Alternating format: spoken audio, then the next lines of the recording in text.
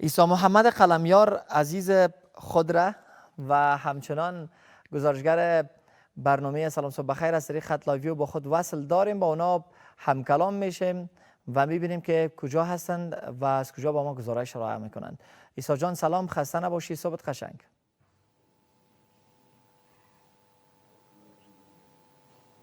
بسم الله الرحمن الرحیم. اسیب الله، صبح شما و صبح همه بیننده های تلویزیون ملی افغانستان بخیر، با امید صحتمندی تون. بخیر و عزت باشین. عیسی جان کجا موقعیت داریم؟ امروز متفاوت‌تر کدام جای دیگر انتخاب کردی و گزارش از چی خواهد بود؟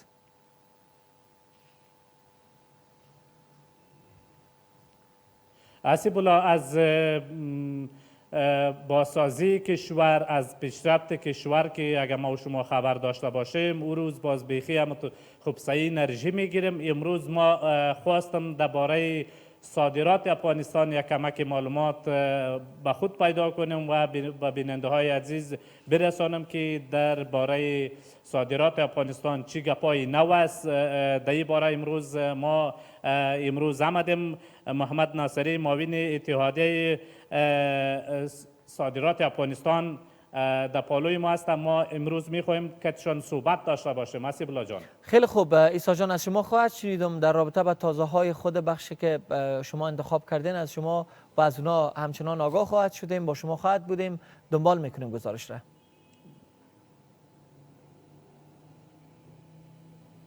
انشالله حتما. معاون صاحب صبحتان بخیر. سلام. وقت شما بخیر. سلامت باشین. من سلام عرض میکنم خدمت شما، خدمت همکارای شما و خدمت تمام بینندگان تلویزیون ملی افغانستان. بسیار تشکر. بازم میگم صبحتان بخیر. خدا کنه ما مزاحمت نکرده باشین، چرا که گل صبح است دیگه. سلامت باشین. بسیار خوش شدیم تشریف آوردین، در خدمتتان هستیم. بخیر باشین. تازه های صادرات برای ما اول اگه کمک یاد کنیم. ما بعد از تقریبا اشمان و ما بعد شما را میبینیم. سلامت باشین، بخیر باشین. خدمت شما عرض کنم که اول خوش آمدید میگم برای شما و همکارای شما. در قسمت صادرات افغانستان ما در سال گذشته بالای 1.5 میلیارد دلار صادرات داشتیم از کشور خود ما در سایر کشورها که شامل میوه‌های خشک و میوه‌های تازه بوده. قالین ما از داخل کشور و کشورهای مختلف صادر شده. پنبه ما خدمت شما عرض کنم، میوه خشک ما رقم که اضافه کردیم، روغنیات ما، کنجد ما و محصولات دیگه‌ای که قابلیت صادرات داشته از کشور افغانستان در سایر کشورها ما صادرات بسیار خوبی داشتیم در سال گذشته. از سالهای قبل چند پیصد در سال قبل دیگه به نظر خودت اضافه شده بوده؟ یعنی ما گفته میتونیم که پیصدیشون چند پیصد سال به سال اضافه تر میشه؟ بر اساس فیصدی اگر حساب کنیم شاید نزدیک 10 تا 20% ما افزایش صادرات داشتیم. البته موضوعی که هست، ما یک آمار براتون بدم، سال گذشته ما 122 فابریکه در افغانستان افتتاح شد که یک رقم بسیار خوبی است که وزارت تجارت هفته یعنی سال گذشته این آمار اعلام کردن که در زونهای مختلف افغانستان 122 فابریکه در سکتورهای مختلف ایجاد شده که بسیار یک نقش موثر و خوبی را میتونه داشته باشد در رشد و ارتقای ظرفیت صادرات ما در افغانستان. در باره صادرات ما زیاد شنیدیم، ولی قالین افغانستان نامدار است. در این سالا صادراتشان چه رقمی است و به کدام کشور زیاد صادر میشه؟ قالین افغانستان خوب در کشورهای مختلف صادر میشه. ما در کشورهای اروپایی صادرات قالین افغانستان داریم. کشور امریکا بسیار یک از کشورهای از قالین افغانستان تزو صادر میشه. کشورهای آسیایی هم عین شکل، یعنی خریدار قالین افغانی و مال افغانی در اکثر کشورها موجود است و در سال گذشته هم ما یک صادرات مناسبی را در قسمت صادرات قالین در کشور داشتیم. امین نمایشگاه که داخل کشور، بدون کشور برگزار میشه، از طرف دولت‌ها یا از طرف امارت اسلامی تاثیرگذار می باشه سر صادرات یا به خاطر بارزیابی؟ 100% برگزاری نمایشگاه ها، اکسپو ها و میتینگ های تجاری نقش بسیار مهمی در پیدا کردن مارکت های جدید و صادرات کشور می داشته باشه. سال گذشته ما نمایشگاه بین‌المللی داشتیم در داخل کشور که از کشورهای مختلف در اشتراک کرده بودند. در عین شکل وزارت محترم تجارت و صنایع و اتاقهای تجارت و صنایع نمایشگاه مختلفی را در خارج از افغانستان تدبیر کرده بودند که شرکت‌های مختلف افغانی در اونجا اشتراک کردن و خود دولت هم در تلاش هست که بازارهای مختلف ایجاد بکنه برای صادرات محصولات افغانی در داخل کشور. ما گفتم میتونه که تاثیرگذار است درباره ذهن سازی هم دیگه پایده میکنه. 100% برگزاری نمایشگاه بسیار تاثیر مثبت در ایجاد بازاریابی، ایجاد ذهنیت سازی و شناسایی محصولات افغانی در سایر کشورها داره و بسیار تاثیر مثبت در قسمت می داشته باشه. دیگه باز در این وقتا جهانیان نیاز داره یا خوش داره که از افغانستان صادر شود. ما گفتم میتونه که میوه‌های خشک افغانستان است. دیگه چیزا هست چی هست که بعضی کشورها یا نیاز داره یا خوش داره که صادر شود؟ بیشترین نیازی که مقبولیتی که فعلا داره میوه خشک افغانستان است که در پکینگ های مختلف حال شرکت های مختلف در کشور ایجاد شده که در قسمت پروسس و بسته‌بندی میوه های خشک در داخل کشور که میوه خشک افغانستان فعلا جایگاه خود پیدا کرده. زعفران افغانستان است که ما سال گذشته رتبه اول کیفیت در قسمت زعفران داشتیم که زعفران افغانستان به عنوان یکی از در واقع با کیفیت ترین زعفران‌ها در دنیا شناخته شده و حالی هم صادر میشه. بسیار یک مارکت خوب هم داره و استقبال خوب میشه از زعفران افغانستان و میوه خشک افغانستان در بسته‌بندی های مختلف شرکت های ما بسیار پیشرفت کردن در قسمت پروسس و بسته‌بندی. جلغوزه ما حال یک از جلغوزهای بسیار خوب است که کشورهای مختلف صادر میشه و بسته‌بندی های بسیار متفاوت و مختلفی را داره و ما خوشبختانه در قسمت پروسس و بسته‌بندی بسیار شرکت های ما رشد کردن و صادرات میوه خشک ما و زعفران ما نسبت به بقیه اقلام صادراتی ما یک رقم بالاتر داره.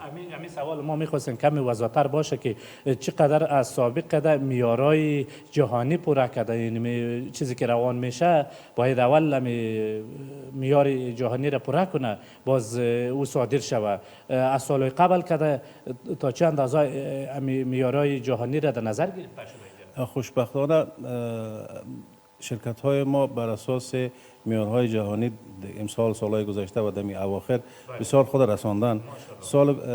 سالهای قبل یا مثلا سالیان قبل میوه خشک ما، زعفران ما یا محصولات افغانی به کشورهای همسایه میرفت، از کشورهای همسایه به نام از او کشورها صادر میشد و پروسس و بسته‌بندی و تمام موضوعات در کشورهای همسایه انجام میشه. یعنی مارک اونمو کشور زده میشه. بله.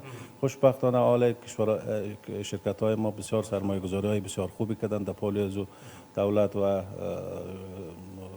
نهادهای مربوطه هم حمایت های خاص خود داشتن. الحمدلله معیارات بر اساس معیارهای جهانی استوار است و بسیار تغییرات ما در قسمت پروسس و بسته‌بندی هم رقم خدمتتان عرض کردم داشتیم و در این قسمت الحمدلله بسیار دستاوردهای خوبی را داریم. نظارت یا از طرف اداره تان یا از طرف امارت اسلامی هم نظارت صورت میگیره نمیگیره؟ چرا که اگر یک جنس به نام جنس صحیح وارد میشه و اگر تقلبی باشه فکر کنید که نام یک کشور بد میکنه تو جلوش یا اداره شما یا امارت اسلامی میگیره نمیگیره؟ ما یک نهاد همکار هستیم با خود امارت اسلامی ولی نهادهای نظارتی که در داخل خود امارت اسلامی این مسئولیت داره ما همیشه نظارات خود همراهشون شریک کردیم و خود امارت اسلامی هم نهادهایی که نظارت مسئولیت داره و نظارت میکنه این کار رو انجام میده. از کیفیت اجناس در قسمت واردات، در قسمت صادرات با یک ریاست داریم به نام ریاست امور مستهلکین در خود وزارت تجارت و صنایع ما که اونها وظیفه نظارت و ارزیابی را دارن و در قسمت صادرات هم یک ریاست داریم که فعالیت ها را انجام بدن. ما هم به عنوان یک نهاد همکار همیشه در پالوشن هستیم که بتانیم کیفیت مواد وارداتی، مواد که صادر میشه اینها را در پالی دولت برشان یک همفکری بتیم، همکاری بکنیم و همیشه به عنوان یک نهاد همکار در پالی دولت بودیم. مولوی صاحب تا چه اندازه مهم است که این نظارت دقیق شوه، صحیح شوه و اگر صحیح نظارت نشوه در آینده چقدر تاوان ما و شما میبینم؟ نظارت یک رکن اساسی است در واردات و صادرات. اگر دولت یا نهادهایی که در این قسمت کار میکنه مسئولیت داره وظیفه خود از صحیح انجام نده، 100% شما میفهمین که اجناس به کیفیت وارد کشور خواهد شود و در پالی از عین شکل اگر نظارت در قسمت صادرات نباشد در دیگر دنیا یک نهاد است به نام نهاد در واقع استاندارد. البته ما در داخل خود کشور هم داریم که اداره ملی استاندارد است که اعتبار سازی میکنه، اکریدیشن میکنه، هم برای اجناس که تولید داخل است یک اکریدیشن انجام میشه که اجازه تولید یک جنس در داخل کشور میده و اجازه صادرات یک جنس در خارج از کشور میده. در کل دنیا همون نهادهایی که نشان استاندارد زو کشور تامین میکنه نقش اساسی را در قسمت اعتباردهی داره و اعتباردهی در افغانستان هم رعایت شده و رعایت میشه، ولی نهادهایی که مسئولیت دارند باید وظیفه خود بسیار دقیق و جدی انجام بدن که خدای نکرده باعث نشه که اجناس به کیفیت داخل کشور شه و از اون طرف اجناس که ما صادر میکنیم اما کیفیت اصلی خود باید داشته باشه که برای کشورهای دیگر صادر میشه. و زیانم داره به نظر ما، چرا که بستن نام یک کشور بدنام میشه دیگه. خدا نخواسته اگر یک جنس ما وارد میکنه صادر میکنیم اگر همون جنس صحیح و اول نباشه فکر کنم که در آینده وقت هم سر ما و شما اعتماد باز کم میشه دیگه. دقیق اما نشان در کل کشورها که است اما اداره ملی استانداردشان که اما تاپی خود یا اما نشان خود که در اما جنس میزنن او دیگه باعث میشه که اما جنس اعتبار پیدا بکنه. باید پیشنهاد ما برای دولت می بوده که یک نشان ملی باید جور شود. یک نشان ملی استاندارد فعلا ما نداریم که در پشت هر جنس افغانی باید که امو کرایتریا یا امو چک لیست وزارت که پورا میکنه یک تاپه ملی استاندارد باید بزو زده شود و یک نشان ما داشته باشیم که پیشنهاد ما برای دولت کردیم از خاطری که شناسایی شود جنس با کیفیت از جنس با اعتماد. یک نشان مثل دیگر کشورها نشان حلال داره یا نشان چی داره، باز ما پیشنهاد کردیم که یک نشان مشخص به نام افغانستان ایجاد شود که تا پشت هر جنس یک کالایی که در داخل کشور تولید میشه از طرف اداره ملی استاندارد در پشت از جنس افغانی که در داخل کشور تولید میشه زده شود و او تبلیغ شود که هر جنسی که این نشان استاندارد داشت مورد تایید خود دولت است و هم در خارج از افغانستان مورد تایید است و هم در داخل کشور برای مردم.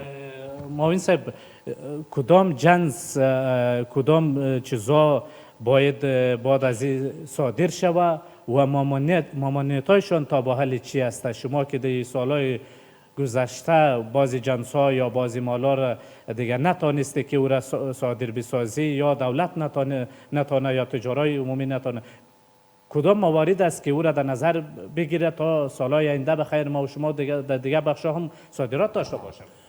خدمتتون عرض کنم که متاسفانه همین مناسبات سیاسی که کشورهای همسایه بعض وقتا باعث میشه که اجناس که صادر میشه از افغانستان دچار مشکل شود، مخصوصا در قسمت صادرات میوه تازه که افغانستان می داشته باشه. چند قبل که ما با یک از کشورهای همسایه ما که مناسبات سیاسی دچار مشکل شد، چندین روز چندین هفته مرزهای ما بسته شد که باعث شد بسیار یک زیان خساره کلان تجارای میوه تازه ما داشته باشه. در قسمت ما در قسمت خواهش ما از دولت است که مناسبات سیاسی در با کشورهای همسایه بر اساس تعاملاتی که دارن، یعنی هدف ما است که مرزها نباید بسته شود، مردم باید نقص نبینند. دقیق بر اساس موضوعات سیاسی تجار مردم نباید نقص ببینه. حالا موضوعات سیاسی مربوط دولت ها میشه، ما به عنوان نهادهای خصوصی کمک و همکار هستیم، ولی از این نگاه باید تجارای ما ضرر نبینه. یک از در سال گذشته یک از نقصانهای کلانی که تجارای ما داشت در قسمت صادرات میوه های تازه بود. در بقیه قسمت ها کدام مشکل خاص وجود نداره. فقط موضوعی که هست مشکلاتی که وجود داره در قسمت تولیدات ماست، موضوع برق است، موضوع مالیه است، موضوع زمین هاست که دولت در قسمت همکاریشون میخواهیم که باید برای کسایی که تولید کننده داخلی است برای از اون مشوق‌های خاصی را در نظر بگیرن که تجارای ما هم در داخل افغانستان و هم از خارج از افغانستان چی داشته باشن، این ذهنیت داشته باشن که بیان سرمایه گذاری بکنن و باعث شوند که همین زمینه رشد و انکشاف تجارت در کشور نقش پررنگ‌تری بگیره. فقط یک سوال ما باشه مربوط ادارهتون میشه. سالهای قبل همکاری و مسئولیت خودتان که بود امر دیگه انشالله پیش بردی. در سال روان چی تصمیم و چی پلانا داره برای دولت؟ کدام پیشنهادها رو میکنه؟ بیشتر که دیگه پای خودت یاد کردی که ما برای امارت اسلامی پیشنهاد میکنه که برق برایش داده شود، زمین داده شود. چی پیشنهادهایی هست که در سال روان انشالله شما او را تعقیب میکنی یا سرشون بسیار تعقیب میکنید که او عملی شود دیگه؟ خدمتتون عرض کنم که ما امسال هم برای دولت پیشنهادات مشخصی را در نظر گرفتیم، همراهشان همراه نهادهای مربوطه شریک خواهد کردیم. همونطور که خودتان مستحضر هستین حجم واردات ما در داخل کشور فیصدیش بسیار بلند از حجم صادرات ماست. سال گذشته ما کل واردات و صادرات ما قریب به 8 میلیارد دلار بوده مجموعش، که از این 8 میلیارد دلار تنها ما 1.5 میلیارد دلار از زیر صادر کردیم و مابقی از این مبلغ کلش واردات شده داخل کشور که متاسفانه فیصدی صادرات ما نسبت به حجم واردات ما بسیار پایان است، کم است. ما در نظر داریم چی شود که واردات کم شود صادرات زیاد شود؟ کدام کارا پیش برده شود؟ این چندین چی داره، یعنی چندین بخش داره که باید ما سر از این کار بکنیم. یک بخش اساسیش حمایت خود دولت از سکتور خصوصی است در حوزه تولید. ما امور رقم براتون گفتم 121 فابریکه تنها ما در سال گذشته فعال کردیم، در بالای 18 شرک صنعتی که فعلا ما داریم 121 فابریکه ایجاد شده که به نظر ما برای یک کشوری که رو به انکشاف است بسیار کم است. 121 فابریکه در یک سال عدد پایان است. باید دولت حمایت بکنه. یک از موضوعاتی که وجود داره موضوع بحث اعطای زمین است که دولت در قسمت باید همکاری بکنن. در قسمت موضوع برق است که این موضوع برق چون رکن اساسی تولید زمین است و برق است که این نیازهای اولیه یک فابریکه است. موضوع بحث مالیات است. مشوق‌هایی است که در قسمت تولید مواد اولیه و اجناسی که یک فابریکه ضرورت داره دولت باید در قسمت حمایت بکنه. این موضوعات اساسی است که ما انتظار داریم دولت در قسمت ما را کمک بکنه یا فابریکه دارا را کمک بکنه که در قسمت رشد شود. در پالوی از حمایت های معنوی است یا ایجاد برگزاری نمایشگاه داخلی بین المللی که باعث میشه که امی تولیدات افغانی معرفی شود و در قسمت صادراتش ما بتانیم یک نقش مهمی را ایفا بکنیم. یک گپ اخیر ما شما باشه، چرا که همکارا میگه که وقت کوتاه است. شما هم پیشنهاد کردی بیشتر یا در نظر داری که برای امارت اسلامی پیشنهاد داده شود که چیزی که وارد میشه سر از تکس باید بالا شود و به نظر خودت تاثیرگذار می باشه نمی باشه این 100% این یک قانونی است که در کل دنیا کشورهایی که میخوان حمایت بکنه از تولیدات داخلی خود این کارا را انجام میدن. من پیشترم اشاره کردم در ادامه صحبت‌های خود این موضوع رو می‌خواستم ذکر بکنم. محصولاتی که در داخل کشور تولید میشه و فابریکاتی که میتونن نیاز داخلی کشور برآورده بکنن، دولت‌ها باید فیصدی مالیات اجناسی که وارد میشه داخل کشور اینا باید بالا ببره که حمایت شود. البته یکی از کارهایی است که دولت‌ها انجام میده ولی فعلا پیشتر عرض کردم براتون ما نیاز به نیازهای اساسی تری مثل زمین، مثل برق، مثل مالیه، این موضوعات دولت داریم که انشالله حمایت بکنه. و این موضوعی که شما اشاره کردین هم یکی از کارهای بسیار خوبی است که دولت ها ایجاد میکنن و از او استفاده میکنن تا حمایت بکنن از تولیدات داخلی خود. ناصری صاحب بسیار زیاد تشکر از وقت و فرصت که برای ما همیشه وقت و فرصت دادی و هم دستاوردهایتان همیشه وقت یاد کردی. ما از تان راضی هستم. خداوند از پیش راضی شود. سلامت باشین. تشکر از شما که تشریف آوردین. من تشکر میکنم از شما، از همکارایتان و از بینندگانی که وقت گذاشتن. حسیب الله جان، این بود گزارش امروزی ما درباره صادرات افغانستان. انشالله سالهای آینده بخیر از یک قدم گاپ‌های خوبتر و صادرات بیشتر خدا کنه داشته باشم. میمونا هم در استودیو منتظر است. لالانمان گفت آیسته آیسته دیگه گزارش به پایان برسانه. خدا کنه که ما و شما در بخش‌های مختلف دیگه پیشرفت داشته باشم. و این بود گزارش امروزی ما.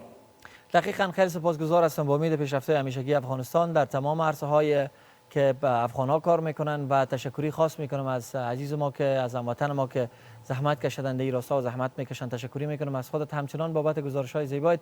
وقتت خوش. خدا نگهدارت.